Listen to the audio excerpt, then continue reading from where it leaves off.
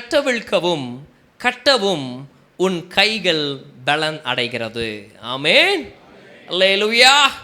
கட்டவிழ்க்கவும் கட்டவும் உன் கைகளை பலப்படுத்துகிறேன் என்று சொல்லி கர்த்தருடைய பலன் நம்மை சந்திக்கிறது. ஹல்லேலூயா, ஹல்லேலூயா, ஆமென். எத்தனையோ காரியங்கள் சரியாய் கட்டப்படாமல் இருந்திருக்கலாம். எத்தனையோ காரியங்கள் நாம விடுதலையாய் இருக்கக்கூடாதபடிக்கு நம்மை கட்டியிருக்கலாம். ஆனால் இன்றைக்கு அப்படிப்பட்ட காரியங்களை எல்லாம் மேற்கொள்ளுவதற்கு, நாம எழும்புவதற்கு கர்த்தர் நம்முடைய கைகளை பலனடைய செய்கிறார். அல்லேலூயா. கரங்களை தட்டி தேவனை ஸ்தோத்திரம் பண்ணுவோமா? அவர் நமக்கு கிருபை செய்கிறபடியினாலே, அவருடைய வார்த்தையின் நிமித்தமாக நாம் அந்த பலனை அடைகிறபடியினாலே, அல்லேலூயா, ஆமென். சகரியா 8ஆம் அதிகாரத்தின் அந்த 13, 14, 15 வசனங்களை வாசிக்கலாம். சம்பவிப்பது என்னவென்றால், யூதா வம்சத்தாரே, இஸ்ரவேல் வம்சத்தாரே, நீங்கள் புறஜாதிகளுக்குள்ளே சாபமாயிருந்தது போலவே ஆசீர்வாதமாய் இருக்கும்படி நான் உங்களை ரட்சிப்பேன். பயப்படாதேயுங்கள், உங்கள் கைகள் திடப்பட கடவது.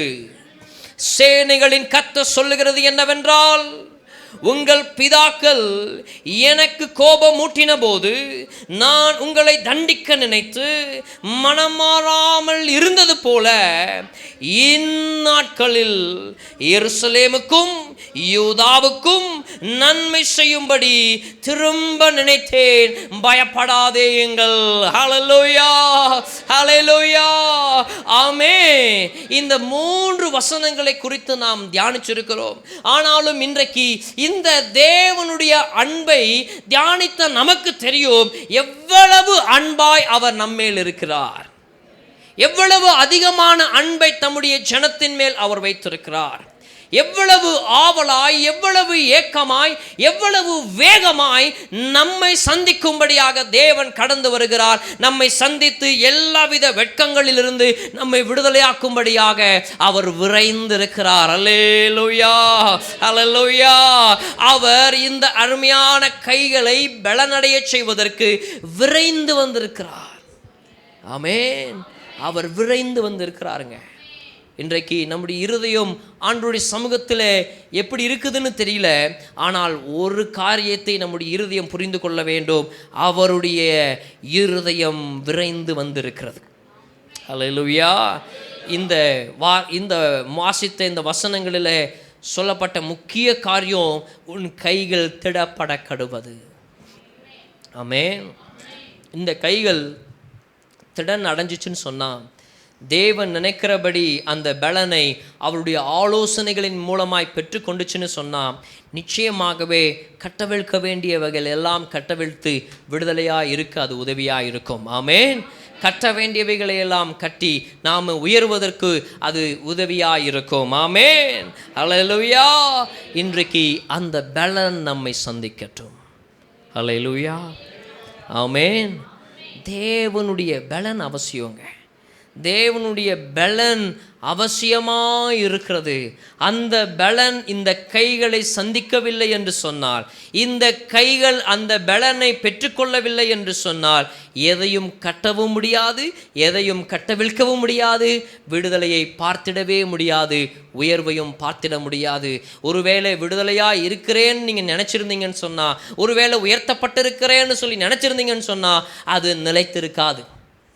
அது நிலைத்திருக்காது.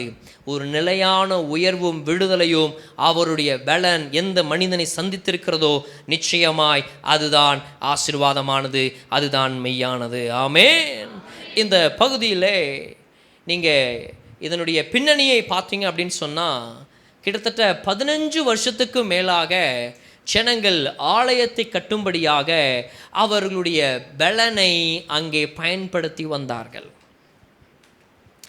15 வருஷமா விடாமுயற்சியாய் அங்கே அந்த ஆலயம் கட்டப்படும்படியாக அவர்கள் பிரயாசப்பட்டு வந்திருந்தார்கள். பாருங்க,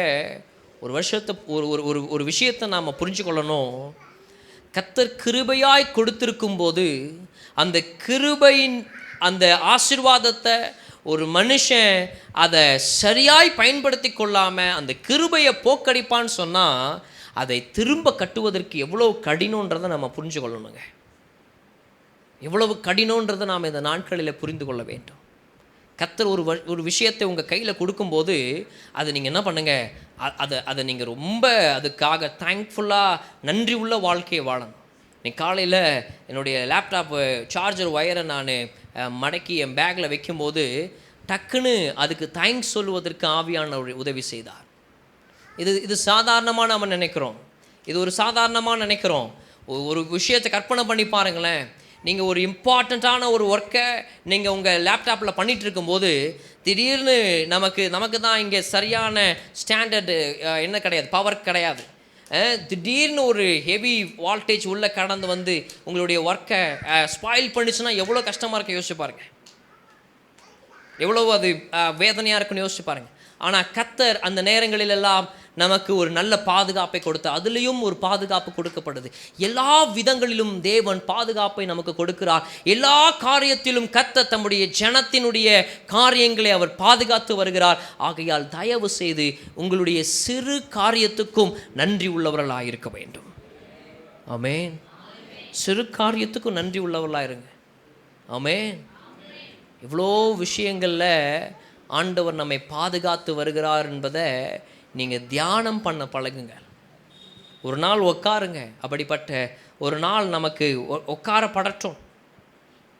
நாம் அப்படி உட்கார்ந்தோம் அப்படின்னு சொன்னால் அது ரொம்ப நல்லது. மேலும் விடுதலையும் மேலும் உயர்வை அவர்கள் தான் பெறுவார்கள். ஆமென். ஹல்லேலூயா. அவருடைய பலத்த கரத்துக்குள்ளே அதுதான் அடங்குகிறதுக்கு சரி. ஆமென். அதுதான் வசனம் சொல்லுது. ஆமென். இந்த நாளில் நீங்கள் போய் பாருங்கள், உங்கள் வீட்டில் என்ன சின்ன சின்ன விஷயங்களுக்கெல்லாம் நான் இன்னும் நன்றி சொல்லாமல் இருக்கிறேன்றதை பார்த்து நன்றி சொல்லுங்கள், நன்றி சொல்லுங்கள். எத்தனையோ விஷயங்கள் இருக்குது. பெரிய காரியங்களுக்கெல்லாம் நன்றி சொல்லியிருக்கீங்க, சின்ன விஷயங்களுக்கு, சின்ன சின்ன காரியங்களுக்கு நன்றி சொல்லுங்கள். கர்த்தர் பெரிய காரியங்களை செய்வார். ஆமென். அல்லேலூயா. நான் அப்படி தான் நினச்சேன். நான் தேங்க்ஸ் சொன்னதுக்கு அப்புறமா ஆஹா தேங்க்ஸ் சொல்ல ஆண்டவர் வச்சுட்டாரு, நமக்கு அடுத்து ஒரு பெரிய கிஃப்டை கொடுக்க போகிறாருன்ட்டு நான் என்னுடைய சிந்தையில் யோசித்தேன். ஆமென். ஏன்னா அவர் தான் நன்றி சொல்ல வச்சார். நன்றி சொல்ல ஒரு மனுஷன் எழும்பின போது அவன் வேதத்தில் நம்ம பார்க்குறோம், அவன் எக்ஸ்ட்ரா ஒரு ஆசீர்வாதத்தை பெறான். எதுக்கு தேங்க்ஸ் சொன்னானோ அதில் உண்மையான ஒரு பெரிய ஆசீர்வாதத்தை அவர்கள் பார்க்கிறார்கள். அப்போ நான் தான் நினச்சேன், ஆண்டவரே என்னைய தேங்க்ஸ் சொல்ல வச்சுருக்கிறீங்க, எனக்கு இதில் ஒரு ஆசீர்வாதத்தை கொடுக்க போகிறீங்க. ஆமென். அல்லேலூயா. அதுதாங்க ரகசியம், இதுதான் விஷயமே. ரொம்ப போட்டு மண்டை குழப்பிக்காதீங்க. சின்ன சின்ன விஷயங்களுக்கு நன்றி சொல்லி ஆண்டவரை துதித்து பாருங்கள். கர்த்தர் நம்மை நம்புவார். நம்முடைய கரத்திலே கொடுக்க வேண்டியவைகளை கொடுத்து, என் பிள்ளை வெட்கப்பட்டு போகாது, என் பிள்ளை இது தொலைக்காது, என் பிள்ளை என் நாமத்தை மகிமைப்படுத்துன்னு சொல்லி நம்பிக்கையோடு அவைகளை உங்கள் கரத்திலே சேர்த்துடுவார். அல்லேலூயா. அல்லேலூயா. ஆமென். பாருங்க, 15 வருஷத்துக்கு மேலாக ஒரு பெரிய தடையாய் பெரிய பாடாய் அவர்களுக்கு அந்த காரியங்கள் எல்லாம் இருந்துச்சுங்க. நல்லா புரிஞ்சுக்கோங்க, கர்த்தருடைய வேலையை செய்யும்போது பலவிதமான சோதனைகளை நாம் சந்திக்க வேண்டியது இருக்குங்க. அந்த பலவிதமான சோதனைகள் நம்முடைய அந்த வேலையை ஸ்லோ பண்ணும், ரொம்ப தாமதம் பண்ணும். அதில் நாம் என்ன பண்ண முடியாது, வேகமாய் செயல்பட முடியாது. எங்களுடைய விபிஎஸ் டீச்சர்ஸ்க்கு நான் ஒரு வேலை கொடுத்துருந்தேன். எல்லா டீச்சர்ஸ் என்ன தெரியுமா பண்ணாங்க, ஆண்டருடைய வேலையை வெள்ளிக்கிழமை சாயங்காலத்தில் உட்காந்து வேலை செய்கிறாங்க. சனிக்கிழமை வேலை செஞ்சாங்க. கொடுக்கப்பட்ட திங்கள் முதல் ஞாயிற்றுக்கிழமை இங்கேருந்து போன நாள் முதல் அவங்களுக்கு என்ன பண்ண முடியல, வேலை செய்ய முடியல. நீங்களே யோசிச்சு பாருங்கள். இந்த ஒரு எல்லாம் செஞ்சு முடிச்சுட்டாங்க, ஆனால் அதை செய்யக்கூடாதபடிக்கு அவங்களுக்கு எவ்வளோ தடைகள் வந்துச்சுன்றதை நீங்கள் கேட்டு பாருங்கள். ஒரு சகோதரி எனக்கு சொன்னாங்க, பாஸ்டர் இவ்வளோ காரியங்கள் இருந்துச்சு பாஸ்டர், இவ்வளோ விஷயங்கள் நான் செய்ய வேண்டியது இருந்துச்சு பாஸ்டர். 2 பேர் சொன்னாங்க என்கிட்ட. கர்த்தருடைய வேலையை செய்யும்போது இப்படிப்பட்ட ஒரு தடை நம்ம சோதிக்கிறதுக்கு பல விஷயங்கள் வருங்க. அப்போது அந்த இடங்களிலெல்லாம் நம்முடைய விசுவாசம் காக்கப்படுவதற்கு தான் ஆண்டவர் சொல்கிறாரு, உன் கைகளை நான் பலப்படுத்துகிறேன். ஆமென். யோசிச்சு பாருங்கள், நீங்கள் ஆண்டவருக்காக ஒரு விஷயத்தை செய்யணும்னு நினச்சி எழும்பும்போது உங்களை அப்படியே ஸ்லோ பண்ணும். ஆண்டவர்கிட்ட நெருங்கக்கூடாதபடிக்கு கொஞ்சம் லேட்டாக்கி அப்புறமா லாஸ்ட்டு மினிட்டில் தான் உங்களை ஆண்டவர்கிட்டயே போக விடும். அந்த லாஸ்ட் மினிட் வரும்போது கர்த்தர் மெய்ப்பராக இருக்கிறார், டைம் ஆகிடுச்சு, கிளம்பலாம், போகலாம், அவ்வளோதான். அப்படி தான் நடக்குது. ஆமாவா இல்லையா? சொல்லுங்களேன். இன்றைக்கு இந்த மாதிரி ஒரு விஷயங்கள் எல்லாம், இந்த தடுமாற்றங்கள் எல்லாம், இப்படிப்பட்ட ஒரு கஷ்டமான காரியங்கள் எல்லாம் தேவன் நம்மை விட்டு நீக்கிறதுக்காக தான் இந்த கைகளை பலப்படுத்துகிறேன் என்று சொல்லி அவர் வாக்கு பண்ணுகிறார். ஆமென். ஹல்லேலூயா.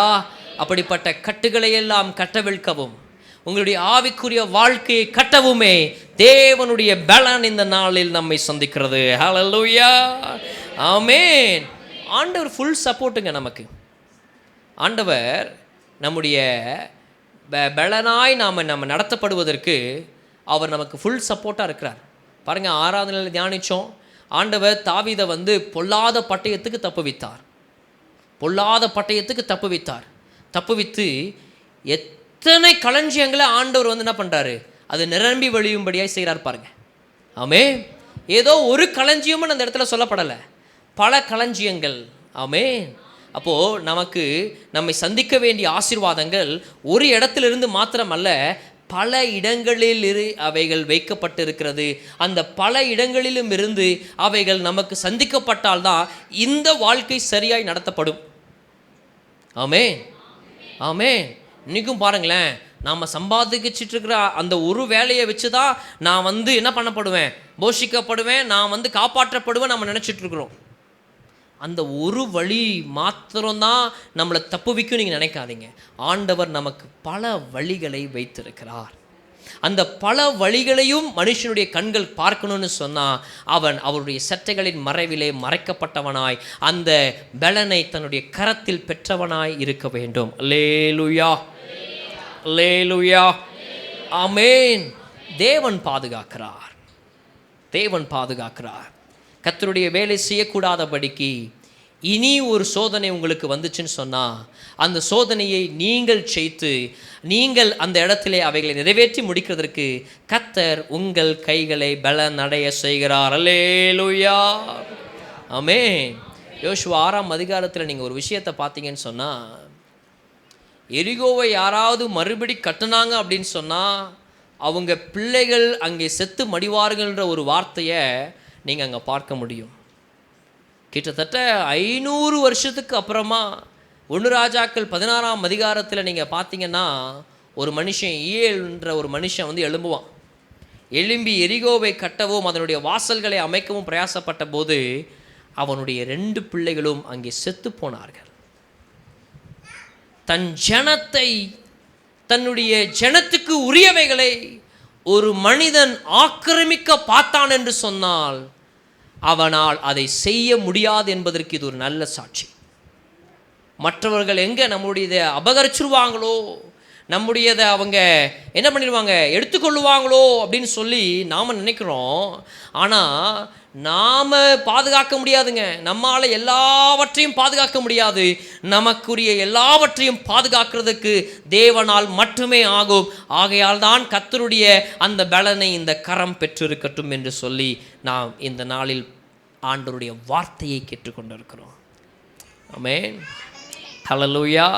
இந்த தேவனுடைய வார்த்தை நம்மை சந்திக்கிறதற்கு காரணம் அவருடைய பலனை நம்முடைய கைகள் பெற்றுக்கொள்ள வேண்டும். ஹல்லேலூயா.